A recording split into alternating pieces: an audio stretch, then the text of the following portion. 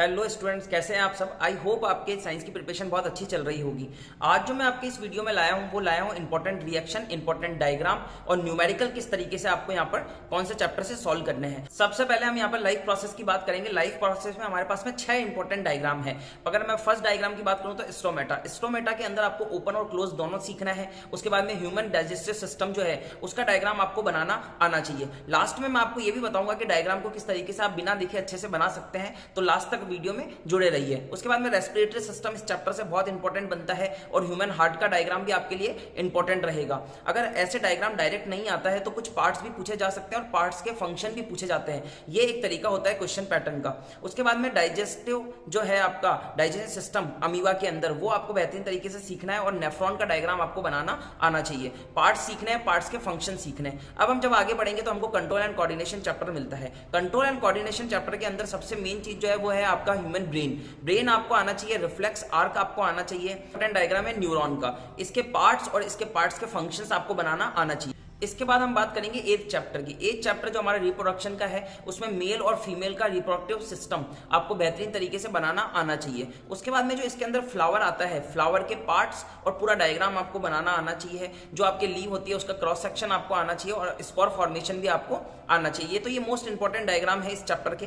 उसके बाद में अगर यहाँ बात करें तो हमारे पास में जो 9th चैप्टर आता है वो है हेरिडिटी। हेरिडिटी के अंदर आपको सेक्स डिटर्मिनेशन वाला डायग्राम अच्छे से आना चाहिए और जो आपकी F1 F2 जनरेशन थी मेंडल की, उसके अंदर आपको जो टेबल बनती है वो टेबल आपको बनाना आनी चाहिए। तो ये आपके बायोलॉजी के कुछ इंपॉर्टेंट डायग्राम थे। इनकी प्रैक्टिस अगर आप करते हैं और वहां पर क्वेश्चन आता है तो आप बेहतरीन तरीके से आंसर दे पाएंगे। अब जो यहाँ मेन इंपॉर्टेंट है वो है केमिस्ट्री। केमिस्ट्री के अंदर आपके 4 चैप्टर आ रहे हैं 1 to 4।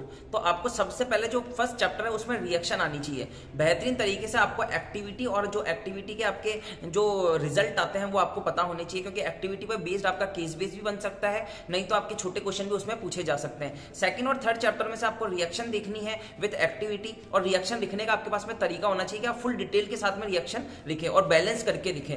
फोर्थ चैप्टर जो है आपका कार्बन और कंपाउंड, उसमें से आपको डॉट स्ट्रक्चर बनाना आना चाहिए और जो फंक्शनल ग्रुप होते हैं वो किस तरीके से अटैच होते हैं, किस तरीके से रिएक्शन उनके बीच में होती है, अगर किसी एल्कली के साथ में उसका या किसी फंक्शन ग्रुप के साथ में उसका रिएक्शन कराया जाए तो क्या रिजल्ट हमको मिलता है, ये आपको आना चाहिए। अब आपके पास में अगर हम फिजिक्स की बात करें तो फिजिक्स जो है हमारे पास में उसमें हमारे न्यूमेरिकल 10 और 12 चैप्टर से इंपॉर्टेंट बन जाते हैं। न्यूमेरिकल की बात करेंगे तो अगर लाइट चैप्टर की बात करें तो लाइट चैप्टर जो है उसके अंदर आपको मिरर और लेंस फॉर्मूलाज पता होने चाहिए। फॉर्मूलाज के बाद में ये जो एफ यू और वी होता है उसके अंदर आपको ये पता होना चाहिए कि इसको किस तरीके से निकाला जाता है और ये होते क्या है।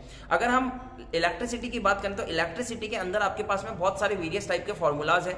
उन फॉर्मूलाज आपको याद होने चाहिए। याद होने के साथ साथ में ये भी पता होना चाहिए कि इसके अंदर कौन कौन सी जो यहाँ पर टर्म्स है वो क्या क्या इसमें बिहेव करती है और उनकी क्या क्या वैल्यूज क्वेश्चन में है, या गिवन चीजें जो होती हैं उन सबको इसके अंदर लिखना होगा। उसके बाद में आप न्यूमेरिकल को सॉल्व करेंगे। न्यूमेरिकल के अंदर लिंक करना सीखें कि अगर फॉर्मूला आता है और आपसे एनर्जी पूछी जाती है तो एनर्जी के पहले आपको पावर आनी चाहिए, पावर के बाद एनर्जी आती है, एनर्जी में किन किन चीजों की रिक्वायरमेंट है, ये सारी चीजें आपको आनी चाहिए। तो ये मेन चीजें हैं। अगर डायग्राम की प्रैक्टिस आपने अब तक नहीं करी है तो एक बार तो आप बुक से देख के डायग्राम बनाइए और उसके बाद दूसरी बार आप खुद से प्रैक्टिस कीजिए विद पार्ट। आपको लेबल डायग्राम बनाना आना चाहिए, क्योंकि वहां पर जो क्वेश्चन बनने वाला है वो आपसे डायग्राम, अगर डायरेक्ट डायग्राम नहीं भी पूछता है तो वो आपको कुछ पार्ट्स देगा और उनके फंक्शन पूछेगा विद डायग्राम। तो ये सब कुछ आपको आना चाहिए। आप और अच्छे से प्रैक्टिस करने के लिए हमारे चैनल पर जाकर विजिट कर सकते हैं। प्लेलिस्ट वहां पर आपको मिल जाएगी न्यूमेरिकल की, और आपके जो क्वेश्चंस आते हैं, इंपॉर्टेंट क्वेश्चन जो होते हैं, इंपॉर्टेंट टॉपिक्स जो है वो मैंने डिस्क्रिप्शन में उसका लिंक दिया है, आप जाकर देख सकते हैं। अपनी प्रिपरेशन को हाई लेवल पर, नेक्स्ट लेवल पर लेकर जाइए